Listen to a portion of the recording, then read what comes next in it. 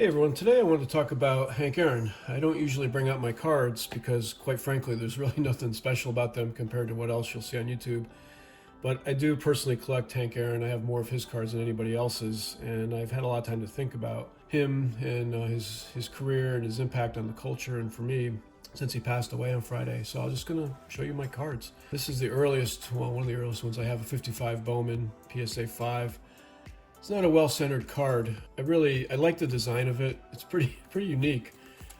And I'll put the price that I paid for these cards down below so you can see. Some of these I bought a while ago, and they have really gone up in value the last 4 or 5 days since his passing. It's just been incredible to watch.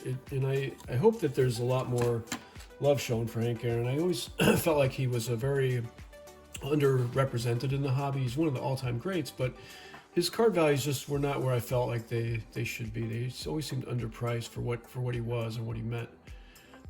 Here's a 55 PSA 5.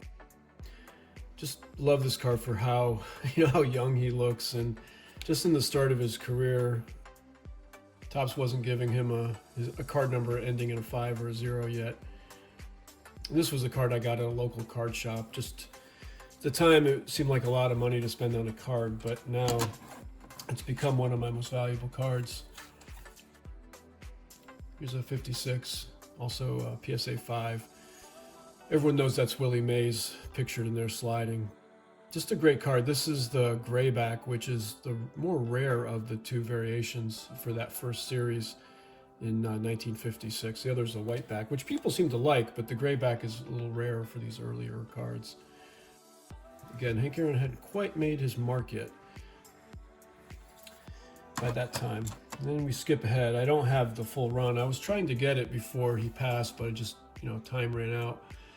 This is his 59 in the PSA 6. Really, the colors pop with that yellow, and it's a great picture of him, great portrait of Hank Aaron.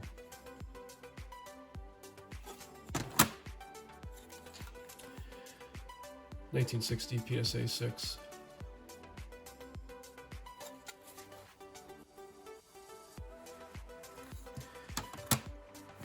Here's a raw card that I haven't had slabbed yet. Got that at another local card shop. Pretty nice. The centering isn't that great top to bottom, but it's a nice card to have in the PC. I didn't pay $75, by the way. We're getting more into my lifetime, the 68.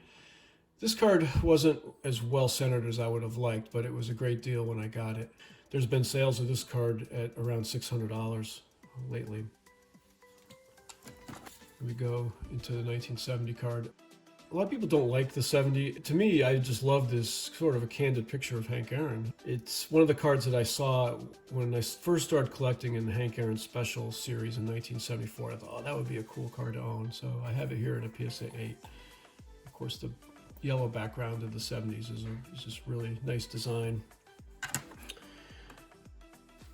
Here's another card that I got at a local card shop, and I paid $40 for this card, believe it or not. It's really well centered, and this is a very hard card to find centered. I always wanted to get an 8 on this because I like the 8s, I think, just for investment purposes, but the 7 is doing pretty well lately too, and it's a really nice card.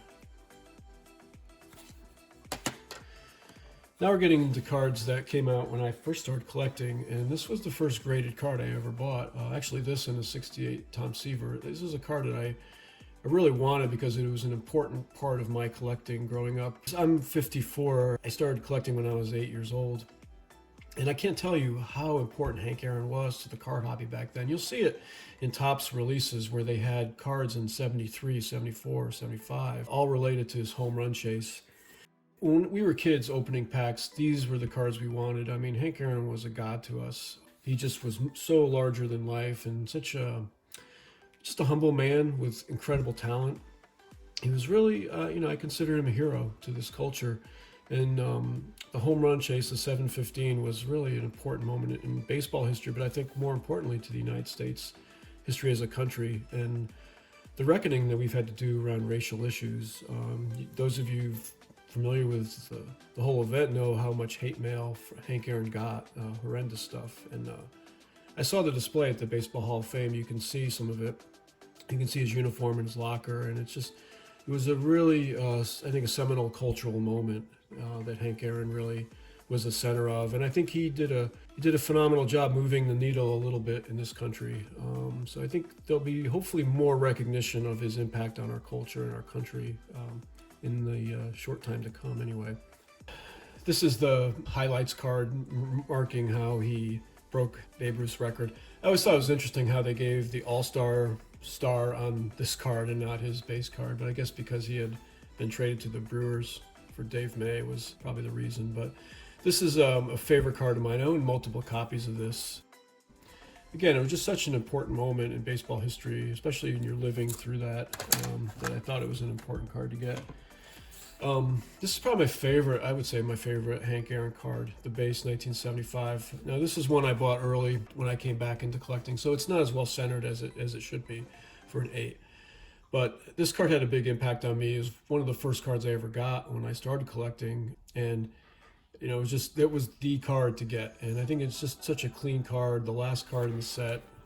It's a really important card for me personally.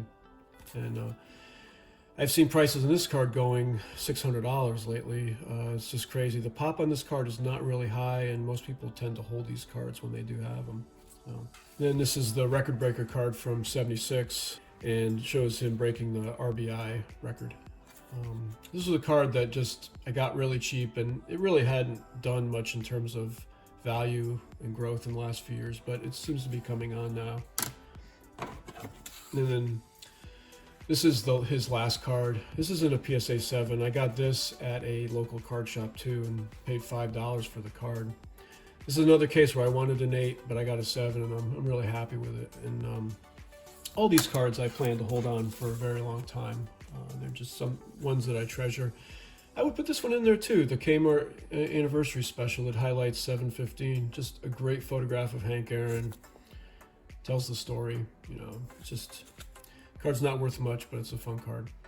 So that's it for my Hank Aaron collection. I hope you enjoyed it. If you have any thoughts or comments about the cards or Hank Aaron, please feel free to leave them below, and I'll talk to you soon. Bye.